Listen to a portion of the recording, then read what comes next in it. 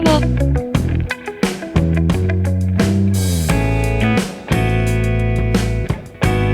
はい、出ました。下品なダサダサプリウスです。走行妨害のために何かを光らせています。何のアピールなのかもわかりません。ただの迷惑ですね。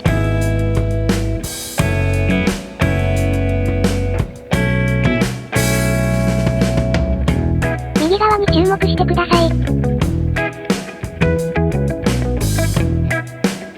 この列車は珍しいんですか？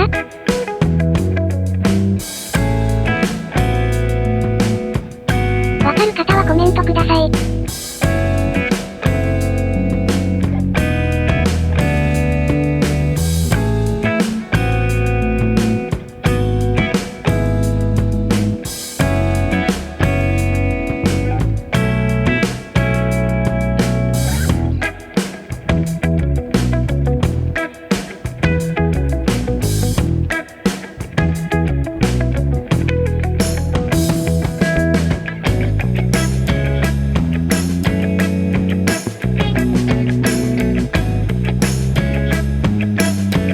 なんで左折できないんですかね。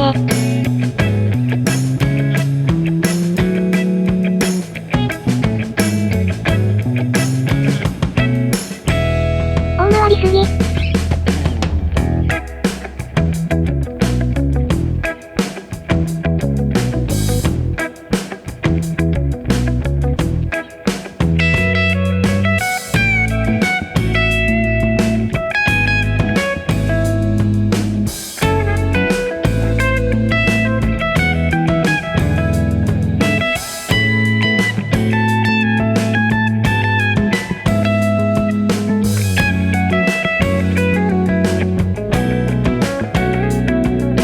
なんでさっさとまっすぐ行かないんでしょう。